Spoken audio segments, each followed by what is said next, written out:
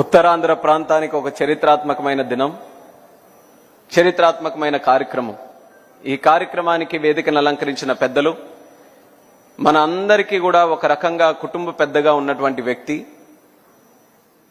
ప్రస్తుతం గోవా గవర్నర్గా ఉంటూ నిరంతరం కూడా సమాజాన్ని, ప్రజలని స్ఫూర్తినిచ్చే విధంగా తన జీవితాన్ని ఒక ఇన్స్పిరేషన్గా నడిచినటువంటి వ్యక్తి, నాకు తండ్రి సమానులైనటువంటి వ్యక్తి పెద్దలు పోసుపాటి అశోక్ గజపతిరాజు గారికి, అలాగే సోదరులు, యువ నాయకత్వానికి ఒక ఆదర్శవంతమైనటువంటి నాయకత్వంతో ముందుకు నడిపిస్తున్నటువంటి రాష్ట్ర ఐటీ మరియు ఎడ్యుకేషన్ మినిస్టర్ వర్యులు సోదరులు లోకేష్ అన్న గారికి, అలాగే పెద్దలు స్పీకర్, కుటుంబ సభ్యులందరూ కూడా వేదిక మీద ఉన్నవారు అందరూ కూడా కుటుంబ సభ్యులే, అయ్యన్న పాత్రుడు గారు, స్థానిక శాసనసభ్యులు గంటా శ్రీనివాసరావు గారు, అలాగే ఈ యొక్క కార్యక్రమానికి ప్రత్యక్షంగా పరోక్షంగా వెనక ఉంటూ ఇది ఎట్టి పరిస్థితుల్లో జరగాలనే ఆలోచనతో ఎంతో సహకారం అందించినటువంటి శాసనసభ్యురాలు సోదరిమణి అదితి అశోక్ గజపతిరాజు గారు, అలాగే జిఎంఆర్ గ్రూప్ నుంచి రిప్రజెంటేషన్గా ఈరోజు వచ్చినటువంటి రాజు గారు, ఈ నా ముందున్నటువంటి నాయకులు, అధికారులు, అనధికారులు, ఉత్తరాంధ్ర ప్రాంతం నుంచి ఎంతో ఉత్సాహంగా ఇందులో పాల్గొంటున్నటువంటి నా సోదర సోదరిమణులందరికీ కూడా నా హృదయపూర్వకమైనటువంటి నమస్కారాలు తెలియజేసుకుంటున్నాను. ఇందాక చెప్పినట్టు ఒక చారిత్రాత్మకమైనటువంటి దినం. నేను సివిల్ ఏవియేషన్ మినిస్టర్గా ఉన్నా, నాకు సంబంధించినటువంటి ఒక కార్యక్రమంగా ఇది ఉన్నా సరే, ఒక ఉత్తరాంధ్ర వాసిగా ఈ యొక్క కార్యక్రమం చూసి ఎంతో గర్వపడుతున్నాను. ఉత్తరాంధ్ర ప్రాంతం అనంటే ఎప్పుడూ కూడా వలసలు వెళ్లే ప్రాంతం, లేకపోతే వెనకబడినటువంటి ప్రాంతంగా ఎంతో మంది ఎన్నో సంవత్సరాల నుంచి మాట్లాడుతూ వస్తున్నారు. కానీ ఈ 18 నెలలు మన రాష్ట్ర ముఖ్యమంత్రి వర్యులు చంద్రబాబు నాయుడు గారు, అలాగే మన ఐటీ శాఖ మంత్రి వర్యులు లోకేష్ అన్న గారు, వీళ్ళిద్దరూ కూడా ఈ ఉత్తరాంధ్ర మీద, ముఖ్యంగా విశాఖపట్నం మీద పెట్టినటువంటి దృష్టితో ఇప్పటి వరకు ఉన్నటువంటి ఉత్తరాంధ్ర వేరు, రేపు రాబోతున్నటువంటి ఉత్తరాంధ్ర వేరు అని ఒక జనరేషనల్ షిఫ్ట్ తీసుకొని వచ్చినటువంటి ఘనత ఈరోజు వాళ్ళిద్దరిది అనేది ప్రత్యేకంగా తెలియజేసుకుంటున్నాను. విశాఖపట్నం ముందు నుంచి ఎప్పటి నుంచో ఉత్తరాంధ్రకే ఒక వేదికగా, ఒక కేంద్రంగా ఉండేది. కానీ గత 18 నెలలుగా జరుగుతున్నటువంటి ఇక్కడ కార్యక్రమాలు చూస్తే ఈ విశాఖపట్నం గాని, ఉత్తరాంధ్ర గాని ప్రపంచానికే ఒక కేంద్రంగా రేపు తయారవ్వబోతుందన్నది ఈ సందర్భంగా తెలియజేస్తున్నాను. అందులో ఏవియేషన్ తాలూకా పాత్ర కూడా చాలా ప్రాముఖ్యత కలిగినటువంటిది. మీరు ఇప్పుడు చూస్తున్నారు, దేశంలో ఎక్కడికి వెళ్ళినా ఏవియేషన్ గురించి అందరూ మాట్లాడుకుంటున్నారు. ఒక రకంగా ఏవియేషన్ ఈరోజు అందరితో కూడా కనెక్ట్ అయి ఉన్నటువంటి సబ్జెక్టుగా మారింది. అలాంటి ఏవియేషన్ ఈరోజు ఇంత పెద్ద ఎత్తున మన దేశంలో గ్రో అయిందనంటే దానికి కారణం మన ప్రధానమంత్రి వర్యులు నరేంద్ర మోదీ గారు. ఆయన 2014లో ప్రధానమంత్రి అయినప్పుడు ఈరోజు మనకి గోవా గవర్నర్గా ఉన్నటువంటి అశోక్ గజపతిరాజు గారు ఆ రోజు కేంద్ర మంత్రిగా ఉన్నారు. వాళ్ళిద్దరూ కలిసి ఆలోచించి ఆ రోజు ఒక పునాది వేసి ఏవియేషన్కి గత 10 సంవత్సరాలుగా ప్రతి సంవత్సరం 12% గ్రోత్ రేట్తో ఎదిగినటువంటి ఏకైక సెక్టర్ మన దేశంలో ఏవియేషన్ సెక్టర్ అని అంటే దానికి ఆ రోజు పునాది వేసినటువంటి అశోక్ గజపతిరాజు గారికి కూడా ఎంతో క్రెడిట్ చెందుతుందని కూడా ఈ సందర్భంగా తెలియజేస్తున్నాను. ఇప్పటికీ కూడా మా ఏవియేషన్ శాఖలో ఏదైనా ఒక మంచి కార్యక్రమం గురించి ఈరోజు కూడా చెప్పాలనంటే దాని పేజీలు, చరిత్ర తిరగరాసి చూస్తే అందులో అశోక్ గజపతిరాజు గారి తాలూకా పాత్ర స్పష్టంగా ఈ రోజు వరకు కూడా కనిపిస్తుంది. అంత గొప్ప ఆలోచనలతో ఆ రోజు పునాది వేసినందుకు ఇప్పుడు శ్రీనివాసరావు గారు చెప్పినట్టు ఏవియేషన్ ఏదో ఒక వర్గానికో, ఒక సెక్టర్కో, లేకపోతే ఒక ఎలీట్కో, ఒక లగ్జరీ ఐదులోగా లేకుండా ప్రతి ఒక్కరూ, ఒక సాధారణమైనటువంటి వ్యక్తి కూడా ఈరోజు ఏవియేషన్లో, ఎయిర్ క్రాఫ్ట్లో ప్రయాణించేటటువంటి స్థాయికి మన భారతదేశం ఈరోజు ఎదిగింది. ఇలాగే ఎదగబోతుంది కూడా. ఈరోజు సుమారు మన దేశంలో 800 ఎయిర్ క్రాఫ్ట్లు ఉన్నాయి. మన భారతదేశం ఆర్డర్స్ ఈరోజు చూసుకుంటే మరొక 1700 ఎయిర్ క్రాఫ్ట్లు ఆర్డర్స్ పెట్టి ఉన్నారు. అంటే ఎంత డిమాండ్ మన దేశంలో ఏవియేషన్కి సంబంధించి ఉందో ప్రతి ఒక్కరు కూడా గమనించాలి. అలాగే మరొక 20 సంవత్సరాల్లో 800 ఎయిర్ క్రాఫ్ట్లు కాస్త 3000 ఎయిర్ క్రాఫ్ట్ల వరకు కూడా వెళ్ళబోతున్నాయి. ప్రతి ఎయిర్ క్రాఫ్ట్ కి డైరెక్ట్ గానో ఇండైరెక్ట్ గానో ఒక 100 రకాలైనటువంటి ఉద్యోగాలు క్రియేట్ అవుతున్నాయి. ఆ 100 రకాల ఉద్యోగాల్లో అనేక రకాలైనటువంటి స్కిల్ సెట్ ఉంటుంది. అలాంటి స్కిల్ సెట్ కోసం ఈరోజు మనం చూసుకుంటే కొంతమంది బయట దేశాలకు వెళ్ళి ఆ స్కిల్స్ నేర్చుకొని ట్రైనింగ్ పొంది లేకపోతే ఆ కోర్సులు నేర్చుకొని మళ్ళీ తిరిగి వచ్చి భారతదేశంలో పనిచేస్తున్నారు. అలాంటి ఆ యొక్క గ్యాప్ ఏదైతే ఉందో అది మన నారా చంద్రబాబు నాయుడు గారు గమనించి ఎందుకు మన దగ్గరే ఆ స్కిల్ సెట్ కానీ ఆ ట్రైనింగ్ కానీ ఆ యూనివర్సిటీలు కానీ మన దగ్గర ఉండకూడదని ఒక మంచి ఆలోచనతో మన ఉత్తరాంధ్ర ప్రాంతంలో ఈరోజు ఏవియేషన్, డిఫెన్స్ అలాగే ఏరోస్పేస్ కి సంబంధించి ఎడ్యూసిటీ ఆ ఆలోచన చంద్రబాబు నాయుడు గారు మొట్టమొదటగా ఆలోచించి అది ముందుకు పెట్టడం జరిగింది. నేను కూడా మినిస్టర్ అయిన తర్వాత చాలా ఉత్సాహంగా మన ప్రాంతానికి మన రాష్ట్రానికి ఏదో ఒకటి చేయాలన్న ఆలోచనతో మొత్తం స్టడీ చేసినప్పుడు ఇది ఎప్పుడైతే అబ్జర్వ్ చేశానో వెంటనే చంద్రబాబు నాయుడు గారి దగ్గరికి వెళ్ళి చెప్దాం, ఈ యొక్క యూనివర్సిటీ పెడితే మన బాగుంటుంది. దేశంలో కూడా ఒకే యూనివర్సిటీ, అది కూడా ఉత్తరప్రదేశ్లో ఉంది. మన దక్షిణ భారతదేశంలో ఎక్కడా కూడా లేదు. ఇది కానీ మనం ఈరోజు పొటెన్షియల్ ట్యాప్ చేసుకుంటే భవిష్యత్తులో ఇంకా ఎన్నో కార్యక్రమాలు చేయొచ్చని చాలా ఆసక్తితో ఆయన దగ్గరికి వెళ్ళి రివ్యూ మీటింగ్ లో కూర్చున్న తర్వాత ఇంకా రివ్యూ మీటింగ్ మొదలే కాలేదు, నేను ఏ మాట మాట్లాడలేదు. ఆయనే ముందుగా మొత్తం అంతా సినాప్సిస్ ఇచ్చి మన ఆంధ్రప్రదేశ్ రాష్ట్రంలో ఏవియేషన్ సెక్టర్ మరింత అభివృద్ధి చెందాలి, దానికి సంబంధించి విశాఖపట్నంలో ఎట్టి పరిస్థితుల్లో మన ఏవియేషన్ యూనివర్సిటీ మొదలు పెట్టాలని నేను చెప్పే లోపలే ఆయన నాకు చెప్పడం జరిగింది. అంటే చంద్రబాబు నాయుడు గారి తాలూకా ఆలోచనలు ఏ రకంగా పనిచేస్తాయనడానికి అదొక ప్రత్యేకమైనటువంటి ఉదాహరణ. అగ్రికల్చర్ కానీ, సోషల్ వెల్ఫేర్ కానీ, లేకపోతే ఇన్ఫ్రాస్ట్రక్చర్ డెవలప్మెంట్ కానీ, ఇవన్నీ కూడా తరచూ వచ్చేటటువంటి సబ్జెక్ట్స్. అందులో ముందంజలో ఉండడం అనేది సర్వసాధారణం. ఏవియేషన్ అనేది ఒక ఫ్యూచరిస్టిక్ సబ్జెక్ట్. అది ఏవియేషన్ లో అప్ టు డేట్ గా ఉండాలి. ఏవియేషన్ లో 20 years లో 30 years లో 40 years లో ఏం జరుగుతుందనడానికి చాలా లోతుగా ఈ సబ్జెక్ట్ చదివితే గానీ అవన్నీ కూడా తెలియవు. కానీ చంద్రబాబు నాయుడు గారి తాలూకా ఆలోచనలు మాత్రం ఎలాంటి సబ్జెక్ట్ అయినా ఎంత లోతులో ఉన్నాలన్నా ఆయన తాలూకా విజన్ ఎలా పనిచేస్తుందనంటే ఏ సబ్జెక్ట్ లో 30 సంవత్సరాలు 40 సంవత్సరాలు దేశం ఏం ఆలోచిస్తుంది, ప్రపంచం ఏం ఆలోచిస్తుంది, దానికి తగ్గట్టుగా మనం ఏం ఆలోచించాలన్నది అది ఆలోచించే శక్తి కలిగిన ఏకైక నాయకుడు మన నారా చంద్రబాబు నాయుడు గారని తెలియజేసుకుంటున్నాను. అలాంటి ఆలోచన ద్వారా పుట్టినటువంటి ఎడ్యూసిటీకి మన ఉత్తరాంధ్ర కేంద్రంగా పెట్టుకున్నాం.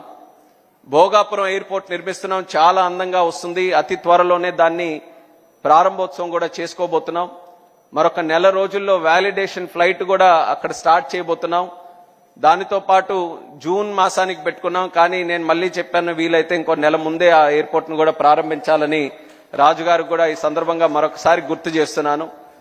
అలాగే దానితో పాటు ఒక ఎడ్యుకేషన్ కి సంబంధించి ఒక యూనివర్సిటీ ఏర్పాటు చేయాలని ముందు మనకున్న ఆలోచన. కానీ ఆలోచనలో అందరూ కూడా సమిష్టిగా దాని మీద మంతన చేసిన తర్వాత ముఖ్యంగా లోకేష్ అన్న గారు దాంట్లో ఇన్వాల్వ్ అయ్యి యూనివర్సిటీ అనంటే కేవలం ఒక సెట్ ఆఫ్ స్కిల్సే మనం చేయగలమేమో, ఈ యొక్క యూనివర్సిటీ కేవలం మన ఉత్తరాంధ్రకు భారతదేశానికో సంబంధించినటువంటి కేంద్రంగా ఉండకూడదు, ప్రపంచంలో ఉన్న యూనివర్సిటీలకు అన్నిటికీ ద బెస్ట్ గా ఇక్కడ తయారు చేయాలని ఎప్పుడైతే ఆ ఆలోచన లోకేష్ అన్న గారు జోడించారో యూనివర్సిటీని కాస్త ఎడ్యూసిటీగా మార్చాం. ఎడ్యూసిటీ తాలూకా ప్రత్యేకత ఏంటంటే అందులో ఎన్ని యూనివర్సిటీలైనా మనకు పెట్టేటటువంటి సామర్థ్యం మనం కల్పించబోతున్నాం.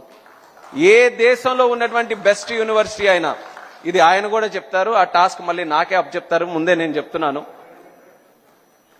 అమెరికాలో గాని, యూకేలో గాని, ఆస్ట్రేలియాలో గాని ఎక్కడెక్కడైతే ఏవియేషన్ కి సంబంధించినటువంటి బెస్ట్ యూనివర్సిటీలు, బెస్ట్ కాలేజెస్ ఏవైతే ఉన్నాయో వాటన్నిటికీ కూడా ఈ ఎడ్యుసిటీ ఒక కేంద్రంగా మారాలి, ఒక వేదికగా మారాలనే ప్రయత్నంతో రేపు రాబోతున్న రోజుల్లో మనం కృషి చేయబోతున్నాం. ఇందాకే నేను చెప్పాను ఎంత డిమాండ్ మనం క్రియేట్ చేస్తున్నామని భారతదేశంలో. అయితే ఈ యొక్క యూనివర్సిటీ ఎడ్యుసిటీలో చదివేటటువంటి వ్యక్తులు కేవలం మన డొమెస్టిక్ డిమాండ్కి సంబంధించిన వాళ్ళే కాదు, ప్రపంచంలో కూడా ఎక్కడైనా పనిచేసేటటువంటి సామర్థ్యం వాళ్ళకి కల్పించాలనేది మన ఆలోచన. ఇందులో వెనకున్నటువంటి ఆలోచన, మనం ఎప్పుడు కూడా ఉత్తరాంధ్ర ప్రాంతం నుంచి పని కోసం బయటికి వెళ్లే రోజుల నుంచి ఇక్కడ పని కోసం వెతుక్కుంటూ, ట్రైనింగ్ కోసం వెతుక్కుంటూ, స్కిల్లింగ్ కోసం వెతుక్కుంటూ మన ఉత్తరాంధ్ర ప్రాంతం వచ్చే విధంగా రేపు ఈ యొక్క విశాఖపట్నం మన తాలూకా ఉత్తరాంధ్ర ప్రాంతం తయారవబోతుందని తెలియజేసుకుంటున్నాను. అలాగే ఈ స్థాయి వరకు ఇది వచ్చిందనంటే దానికి ప్రత్యేక ధన్యవాదాలు అశోక్ గజపతి రాజు గారికి, మాన్సాస్ ట్రస్ట్కి, అదితి అక్క గారికి, వాళ్ళందరికీ కూడా తెలియజేయాలి. జనరేషన్స్గా వాళ్ళ తాలూకా కుటుంబం మన ఉత్తరాంధ్ర ప్రాంతానికి చేసినటువంటి కార్యక్రమాలు మనం ఎప్పటికీ కూడా మర్చిపోలేం.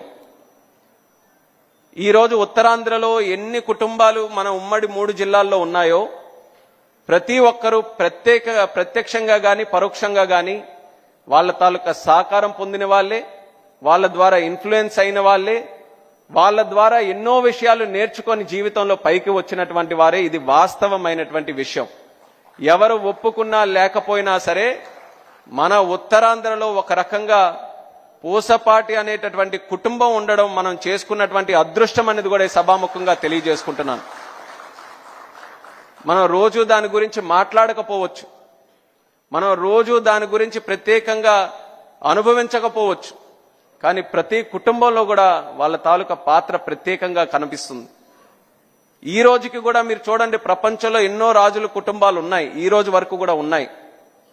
కానీ ఇప్పటి వరకు కూడా వేరే ఆలోచన లేకుండా విద్య అనంటే కోట్ల రూపాయలు ఖర్చు పెట్టేటటువంటి భూమి మరొక ఆలోచన లేకుండా ముందుకు వచ్చి ఇస్తున్నారనంటే నిజంగా ఎంత గొప్పతనమో మనం అందరం కూడా ఆలోచించుకోవాలి.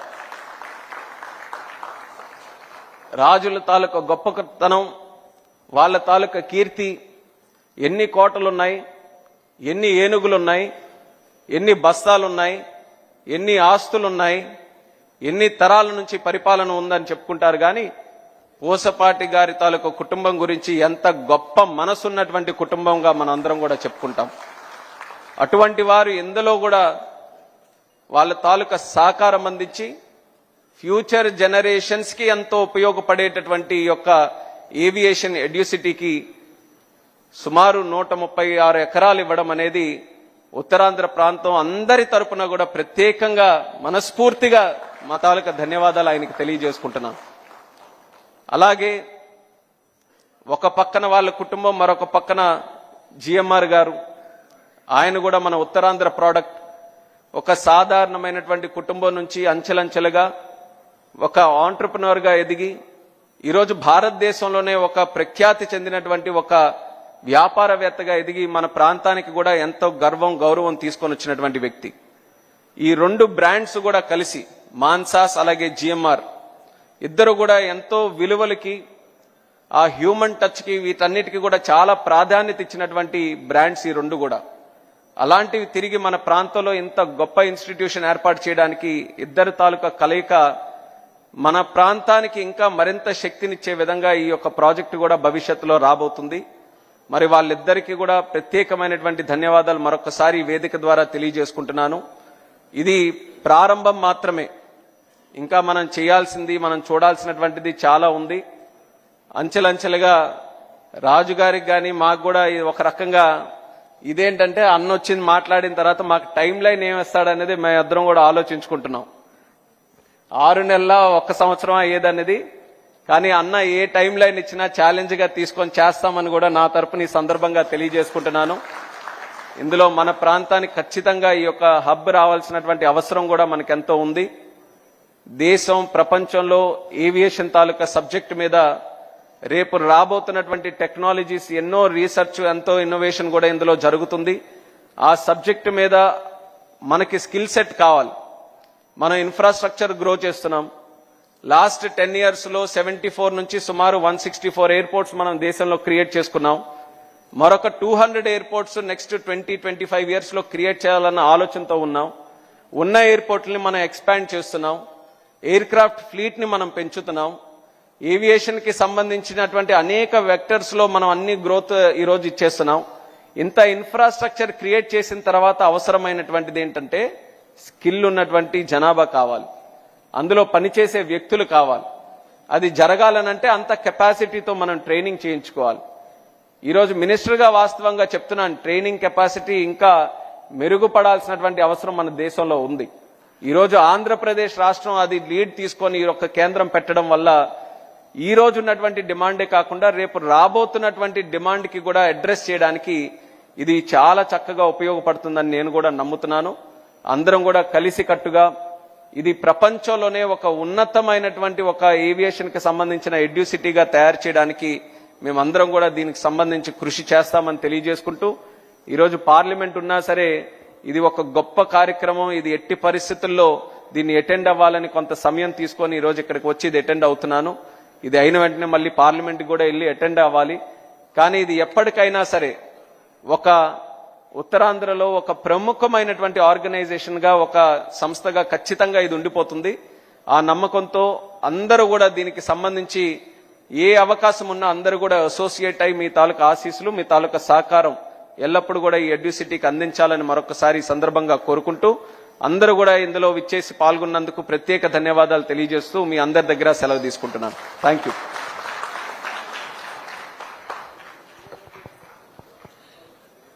ధన్యవాదాలు సార్.